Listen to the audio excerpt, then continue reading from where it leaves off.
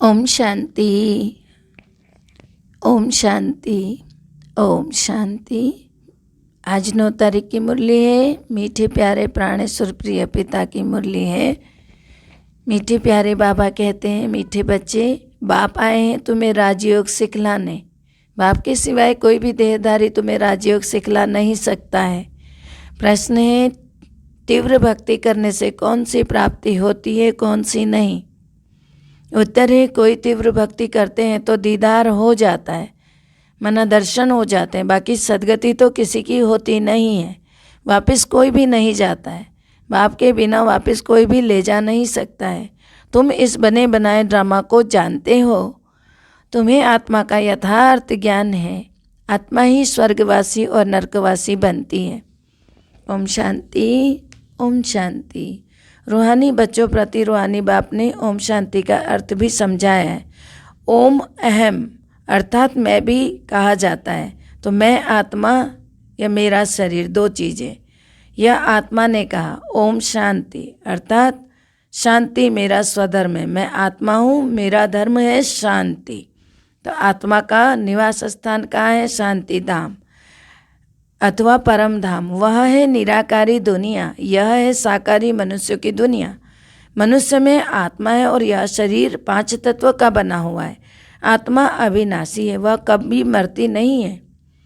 अब आत्मा का बाप कौन है? शरीर का बाप तो हर एक का अलग अलग है। बाकी सभी आत्माओं का बाप एक ही है ना, परम पिता परमात्मा। उनका असली नाम है शिव। पहले पहले कहते हैं ना, शिव परमात्माए नमः, फिर कहेंगे ब्रह्मा देवताए नमः, फिर कहेंगे विष्णु देवताए नमः। उन्हों को भगवान नहीं कह सकते, वो देवता हैं। लेकिन शिव परमात्मा भगवान है, इस बात को अच्छे से समझेंगे। वो भगवान है, परम धाम में परे ते परे रहते हैं। सबसे ऊंचा है निराकार परमात्मा, फिर है सूक्ष्म देवताएं, यहाँ सभी मनुष्य। अब प्रश्न उठता है कि आत्मा का रूप क्या है? तो भारत में शिव की पूजा करते हैं, शिव काशी कहते रहते हैं। तो वे लोग लिंग बनाते हैं। बाबा कहते हैं कोई बड़ा बनाते, कोई फिर छोटा बनाते। लेकिन जैसे आत्मा का रूप है, वैसे परमात्मा का भी रूप है। परमात्मा, उसको मिलाकर परम आत्मा, परम और आत्मा, तो परमात्मा कह देते हैं। तो परमात्मा के लिए कोई कहते हैं वह तो अखंड ज्योति स्वरूप है। फिर बाबा कहते हैं, फिर कोई कह देते हैं मुझे कि वह तो ब्रह्म है। अब बाप समझाते हैं, जैसे तुम आत्मा बिंदी हो, तो वैसे ही मेरा रूप भी है। जब तुम रुद्र पूजा करते हो तो उसमें लिंग ही बनाते हैं। शिव का बड़ा सा लिंग, बाकी शालिग्राम छोटे छोटे बनते हैं। तो मनुष्य को न यथार्थ आत्मा का ज्ञान है, न परमात्मा का ज्ञान है। तो वह मनुष्य बाकी क्या रहा? तो बाबा कहते हैं उसमें क्या 5 विकार प्रवेश है। देह अभिमान में आकर 1-2 को काटते ही रहते हैं। यह विकार है ही दुख देने वाला। कोई मर गया तो दुख हुआ, यह भी कांटा लगा। कोई भी मनुष्य को न आत्मा का न परमात्मा का रियलाइजेशन है। सूरत मनुष्य की सीरत विकारी है। इसीलिए कहा जाता है ना रावण संप्रदाय, क्योंकि है ही रावण का राज्य। सब कहते भी हैं ना इसको राम राज्य चाहिए। गीता में भी अक्षर है, कौरव संप्रदाय, पांडव संप्रदाय और यादव संप्रदाय। अभी तुम बच्चे राजयोग सीख रहे हो। राजयोग श्री कृष्ण सिखला ना सके, वह है सतयुग का प्रिंस। उनकी महिमा है सर्वगुण संपन्न। हर एक का कर्तव्य महिमा अलग अलग है। प्रेसिडेंट का कर्तव्य अलग है, प्राइम मिनिस्टर का कर्तव्य अलग है। अभी यह जो ऊंचे थे, ऊंचा बेद का बाप है, इनके कर्तव्य को भी मनुष्य ही जानेंगे, जानवर थोड़ी जानेगा। फिर बाबा ने आगे कहा, मनुष्य जब तमो प्रधान बन जाते हैं ना, तो 1-2 को गाली देने लग जाते हैं। यह है पुरानी दुनिया, कलयुग। इसको नर्क कहा जाता है, बल्कि रौ नर्क। विशेष वर्ड, विषय विकारों की दुनिया। सतयुग को तो वाइसलेस वर्ड कहा जाता है। आत्मा इन ऑर्गन्स द्वारा कहती है हमको राम राज्य चाहिए। हे पतित पावन, आप आकर पावन बनाओ। बाप को कहते हैं शांति धाम सुख धाम में ले जाओ। फिर बाबा समझाते हैं दुख सुख का खेल तो यहाँ बना हुआ है। माया से हारे हार, माया से जीते जीत जिसकी पूजा करते हैं उसके ऑक्यूपेशन को बिल्कुल भी नहीं जानते हैं। इसको कहा जाता है अंधश्रद्धा अथवा गुड़ियों की पूजा। मूर्तियाँ बनाते जैसे छोटे बच्चे खेलते हैं, गुड़ियों की पूजा करते हैं और उसके बाद तोड़ देते हैं, वैसे ही यहाँ पर गुड़ियों की पूजा करते हैं, खेल पाल कर फिर तोड़ देते हैं। शिव परमात्माएं नमः कह देते हैं, परंतु अर्थ तो जानते ही नहीं। शिव तो है ऊंचते ऊंचा बाप, ब्रह्मा को भी प्रजापिता ब्रह्मा कहते हैं, तो उनको प्रजापिता कह देते हैं। प्रजा माना ही मनुष्य सृष्टि, तो शिव है आत्माओं का बाप। सभी को दो बाप है, तो परंतु सभी आत्माओं का बाप शिव है। उनको दुख हरता सुख करता कहा जाता है ना, कल्याणकारी भी कहते हैं। फिर बाबा ने कहा देवताओं की भी फिर महिमा गाते रहते हैं। आप सर्वगुण संपन्न हो, हम तो नीच पापी हैं, हमारे में तो कोई गुण ही नहीं है, बिल्कुल तुच्छ बुद्धि हैं हम। देवताएं स्वच्छ बुद्धि थे, यहाँ है सब विकारी पतित, इसलिए गुरु करते रहते हैं। गुरु वह जो सदगति करे, लेकिन गुरु ही पतित होगा तो क्या सदगति करेगा। तो गुरु किया ही जाता है वानप्रस्थ में। तो कहते हैं ना, हम भगवान के पास जाना चाहते हैं। सतयुग में वानप्रस्थ अवस्था कहते नहीं, वहाँ यह मालूम रहता है कि हमको एक शरीर छोड़ दूसरा लेना है। यहाँ मनुष्य गुरु करते हैं मुक्ति में जाने के लिए, परंतु जाता तो कोई भी नहीं है। यह गुरु लोग सब भक्ति मार्ग के हैं, शास्त्र भी सभी भक्ति मार्ग के हैं। फिर बाबा ने कहा यह बाप समझाते हैं, बाप एक ही है। साईं बाबा भी भगवान बोल देते, हम भी भगवान, तुम भी भगवान, सारे भगवान बन जाते देहधारी। कितने पाप कर्मों से आते हैं, फिर कह देते हैं भगवान भगवान।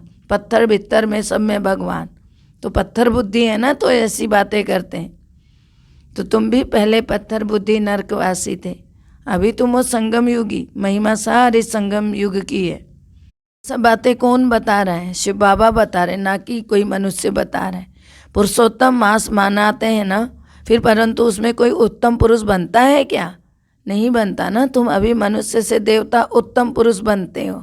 कौन बनाता है? स्वयं भगवान आके बनाते। बाबा कहते मैं कल्प के संगम युग है, अर्थात कलयुग के बिल्कुल अंत के भी अंत में, लास्ट में आया हुआ हूँ। तो बाबा कहते हैं भारत को ही पुरुषोत्तम बनाने आता हूँ मैं। मेरा भारत से प्यार है, क्योंकि मैं भारत पर ही अवतरित होता हूँ। तो यह भी बच्चों को समझाया है। जैसे आत्मा बिंदी है, वैसे परमपिता परमात्मा भी बिंदी है। कहते हैं ना, भ्रिकुटी के बीच में चमकता है अजब सितारा। आत्मा तो बहुत सूक्ष्म है, उनको बुद्धि से जाना जाता है। इन आँखों से देखा नहीं जा सकता, दिव्य दृष्टि से देख सकते हैं। तो बाबा ने कहा समझो कोई तीव्र भक्ति करते हैं, उससे दीदार जरूर हो जाता है, दर्शन करा देता हूँ, परंतु उनसे मिलता कुछ भी नहीं। किसी भी देवी माँ के लिए सोच में लाएंगे मुझे दर्शन हो जाए तो करा देंगे, परंतु मिलता कुछ भी नहीं। दीदार से सदगति भी नहीं होती है। सदगति दाता दुख हरता सुख करता तो एक ही बाप है। यह दुनिया ही विकारी है, साक्षात्कार से कोई स्वर्ग में नहीं जाते हैं। शिव की भक्ति की दीदार हुआ, फिर क्या हुआ? कुछ भी नहीं। तो बाबा ने कहा वापस तो बाप बिगड़ तो कोई ले जा नहीं सकते, खाली देख लेने से क्या हुआ? कोई चीज़ दूर से देख रहे हैं, उसे देखने से वो प्राप्त थोड़ी हुआ। तो यह है बना बनाया ड्रामा। कहते हैं ना, बनी बनाई बन रही है, परंतु अर्थ जरा भी नहीं जानते। आत्मा का भी ज्ञान नहीं। वह तो कह देते हैं ना, हर एक आत्मा 84 लाख जन्म लेती है, उनमें एक मनुष्य जन्म दुर्लभ होता है उनके अनुसार, परंतु ऐसी कोई बात ही नहीं है जो मनुष्य जन्म दुर्लभ हो। मनुष्य जन्म तो कई मिलते हैं, लेकिन संगम युगी शिव बाबा के बनने वाले मनुष्य वाला जन्म बहुत दुर्लभ है। हर कोई को इतना बड़ा भाग्य प्राप्त नहीं होता है जो हमें हो रखा है। तो मनुष्य का तो बड़ा पाठ चलता है। मनुष्य ही स्वर्गवासी और मनुष्य ही नरकवासी बनते हैं। भारत ही सबसे उच्च खंड था, लक्ष्मी नारायण का राज्य था। वहाँ तो बहुत थोड़े मनुष्य थे ना, एक धर्म एक ही मत थी। बाबा बता रहे हैं ना सारी बातें। तो भारत सारे विश्व का मालिक था और कोई धर्म ही नहीं था। यह है पढ़ाई, यह जो हम पढ़ रहे हैं यह पढ़ाई है बाबा की। यह कौन पढ़ाता है? भगवान पढ़ाता है। वही कहते हैं भगवान आज कि मैं तुमको ही राजयोग इनके द्वारा सिखाता हूँ। किसके द्वारा? ब्रह्मा के द्वारा। ब्रह्मा का आधार लेकर तो राजा बनाता हूँ, फिर राजयोग सिखाता हूँ, राजा बनाता हूँ। फिर भगवान ने किसको गीता सुनाई? गीता से फिर क्या हुआ यह किसको भी मालूम नहीं है। गीता के बाद है महाभारत। गीता में राजयोग है। भगवान ने वाचे मामेकम याद करो तो तुम्हारे पाप भस्म हो जाएंगे। मन मना भव का अर्थ ही यही है कि बाप कहते हैं तुम जो सूर्यवंशी पूज्य थे वह फिर पुजारी शूद्रवंशी बन गए हो। विराट रूप का भी अर्थ भी तुम बच्चे ही जानते हो। विराट रूप में जो दिखाते हैं उसमें ब्राह्मणों को गुम कर देते हैं। ब्राह्मण तो बहुत गाए जाते हैं। प्रजापिता ब्रह्मा की संतान है ना, तो बाप ब्रह्मा के द्वारा ही तो रचना रचते हैं, अडॉप्ट करते हैं। अब तुम तो हो ऊंचे ब्राह्मण, तुमको रचने वाला कौन है? ऊंचे ते ऊंचा भगवान जो सबका बाप है उसने तुम्हें रचा है। किसके द्वारा? ब्रह्मा के द्वारा। ब्रह्मा का भी बाप कौन? शिव बाबा है, शिव परमात्मा। सारी रचना का वह बाप है। रचना हो गई सब ब्रदर्स, माना रचना जो बाबा की है वह भाई भाई है। वर्षा किससे मिलेगा? बाप से, ना कि भाई से। अगर हम देवी देवताओं के आगे जाकर हाथ जोड़ते खड़े होते तो उनसे वर्षा नहीं मिलेगा। वर्षा किससे मिलेगा? उनके सामने खड़े होने पर भी शिव बाबा ही हमारी मुराद पूरी करते हैं। चाहे हम किसी भी मंदिर में, गुरुद्वारे में, कहीं पे भी जाते हैं, ऊपर से परमात्मा देखते हैं कि मेरा बच्चा तो गलत जगह जाकर मुझे समझ बैठा है, परंतु इसके विश्वास नहीं टूटना चाहिए, इसलिए वो वहीं पर इच्छा पूरी कर देते हैं। तो सारे मनुष्य मात्र समझते हैं कि यहाँ मेरी इच्छा पूरी हुई, मैं इसी को मानूंगा, परंतु यह सब अंधश्रद्धा है। उनको मालूम ही नहीं है कि वास्तव में पीछे से देने वाला बैकबोन शिव बाबा है। तो बाबा ने कहा भाई से भाई को कभी वर्षा नहीं मिलती, देहधारी को वर्षा कभी नहीं दे सकता, परमात्मा ही देता है। तो आज से 5000 वर्ष पहले ब्रह्मा तन में शिव बाबा आए थे, तो देवी देवता धर्म स्थापन किया था, ब्राह्मण ही राजयोग सीखे थे। तो वह तुम अब सीख रहे हो। भारत पहले शिवालय था, शिव बाबा ने शिवालय अर्थात स्वर्ग रचा और भारतवासी ही स्वर्ग में राज्य करते थे। अब कहाँ राज्य करते हैं? अब पतित दुनिया नरक है, अब तो राज्य ही नहीं है। या कोई समझते तो है नहीं कि हम नरकवासी हैं। कहते हैं फलाना हमारा स्वर्गवासी हुआ, ऐसे ही स्वर्ग में चला जाएगा क्या? अपने को फिर भी नरकवासी तो समझ जाना। इसीलिए कहते हो कि वह स्वर्ग में गया, इसका मतलब आप नरक में हो। बाबा मुरली में कहते हैं, बाबा कहते हैं मैंने तुम बच्चों को स्वर्गवासी बनाया था, अर्थात सतयुगी बनाया था, जिसको 5000 वर्ष हुए।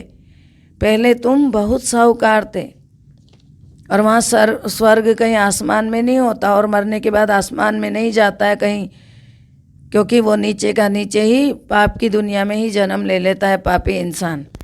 तो फिर यही पाप काटता रहता है। सारे विश्व के मालिक तुम ही थे जब सतयुगी थे। तो 5000 वर्ष की तो बात है, बाबा कह रहे हैं।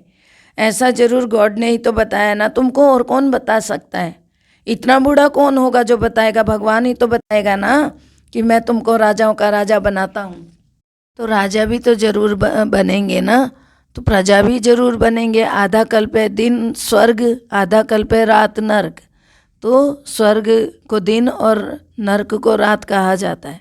अब ब्रह्मा तो एक बार आएगा ना, तो बाबा है सबका रूहानी पंडा, वह सभी को वापस ले जाएंगे। तो वो ले जाते हैं अपने साथ वापस सभी को, वहाँ से फिर मृत्यु लोक में नहीं आएंगे। अंधों की लाठी एक बाप ही है। बाबा समझाते हैं बच्चे, इस रावण राज्य का विनाश होना है। यह वही महाभारत की लड़ाई है। मनुष्य तो कुछ भी नहीं समझते हैं। भारतवासी आप ही पूज्य, आप ही पुजारी बनते हैं। सीढ़ी उतरते उतरते वाम मार्ग में चले जाते हैं तो पुजारी बन जाते हैं। पहले हम सब पूज्य स्वर्गवासी थे, फिर 2 कला कम चंद्रवंशी हुए, फिर उतरते उतरते पुजारी बने। पहले पूजा होती है शिव की, उनको अव्यभिचारी पूजा कहा जाता है। फिर हमने किसकी पूजा शुरू की? पुजारी बनकर शिव की पूजा शुरू करी। उसको कहा जाता है एक ही की पूजा, अर्थात अव्यभिचारी पूजा। अब आप कहते हैं ना आपको याद करो, और कोई भी देहधारी को याद नहीं करना है। बुलाते ही हैं ना कि ये पतित पावन आओ, आकर हमको पावन बनाओ। तो मेरे बिगड़ तो और कोई कैसे भी पावन बना नहीं सकते हैं। सीढ़ी में दिखाया है ना कि कलयुग के अंत में क्या है, 5 तत्व की भी भक्ति करते हैं ना, साधु सन्यासी ब्रह्म की साधना करते हैं। स्वर्ग में ये कोई भी नहीं होते हैं, इनको चांस ही नहीं है स्वर्ग में जाने का। यहीं सन्यासी बनते हैं, यहीं अलग रहते हैं, और यहीं पर फिर बार बार सन्यासी बनकर जन्म लेकर फिर सन्यासी धर्म में ही चले जाते हैं वापसी। यह सारा ड्रामा भारत पर ही बना हुआ है। 84 जन्म लेंगे। यहाँ भक्ति मार्ग की कोई दंत कथाएँ नहीं है, यह तो पढ़ाई है। यहाँ तो यह शिक्षा मिलती है कि एक बाप को याद करो, ब्रह्मा विष्णु शंकर को भी याद नहीं करना है, कोई भी देहधारी को याद नहीं करना है। तुम बच्चे भी कहते हो ना, हमारा तो एक शिव बाबा है, शिव परमात्मा एक ही बाबा है हमारा, उसके अलावा हमारे लिए कोई देहधारी को याद करने की ज़रूरत नहीं है। बाबा ने बताया कि तुम्हें किसी देहधारी को नहीं याद करना है। बाप भी कहते हैं बच्चे गृहस्थ व्यवहार में रहते कमल फूल समान बनो। तुम्हारा एक शिव बाबा तुम्हारे साथ है और तुम्हें कमल पुष्प समान बनना है। इतना पवित्र बन के दिखाओ। पतित पावन मुझे एक बाप को ही कहते हैं, फिर मनुष्य गुरु कैसे बन सकते हैं? शरीरधारी 5 विकारी गुरु कैसे बन सकता है? बाबा ने बताया ना, मैं ही तुम्हारा बाप, टीचर, सदगुरु सब कुछ हूँ। तुम्हें अलग से कोई शरीरधारी गुरु करने की ज़रूरत नहीं होती है। खुद ही वापस नहीं जा सकते हैं कोई गुरु, तो तुम्हें क्या ले जाएंगे? कोई ज्योति ज्योत में समाते हैं क्या? सब पाठ बजाने वाले यहाँ पुनर्जन्म में हैं, कोई समा नहीं गया जाकर। तुम सब हो सजनिया, तो एक साजन को याद करते, वह है रहम दिल। तो बाबा ने कहा कि लिबरेटर भी मैं ही हूँ। यहाँ दुख है ना, तभी तो उनको तुम मुझे याद करते हो ना। तो सतयुग में तो कोई भी याद नहीं करते हैं।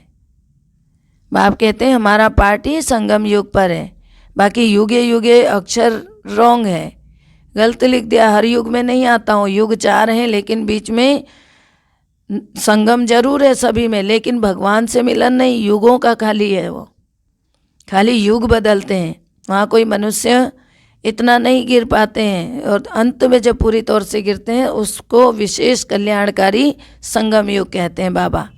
और बाबा तभी आते हैं। तो पुरुषोत्तम संगम युग किसी को पता ही नहीं है। पहली मुख्य बात बाबा को जानना है, नहीं तो बाप से वर्षा कैसे लेंगे? रचना से वर्षा मिल भी नहीं सकती है। बाबा ने ब्रह्मा द्वारा एडॉप्ट किया है। मनुष्य यह नहीं जानते हैं कि इतनी बड़ी प्रजा कैसे पैदा की होगी। प्रजापिता है ना, सरस्वती माँ है या बेटी है, यह भी किसी को नहीं पता होता। माँ तो तुम्हारी है गुप्त। शिव बाबा ब्रह्मा द्वारा तुमको जब एडॉप्ट करते हैं, अब तुम हो राज ऋषि। तो ऋषि अक्षर पवित्रता की निशानी है। सन्यासी हठयोगी राजयोग सिखला भी ना सके।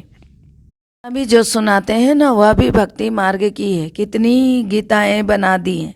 बाप कहते हैं बच्चे, मैं संस्कृत में तो नहीं पढ़ाता हूँ ना, श्लोक आदि की बात ही नहीं है। बाबा कहते हैं कि तुमको तो राजयोग आकर मैं सिखलाता हूँ, जिस राजयोग से तुम पावन दुनिया के मालिक बन जाते हो।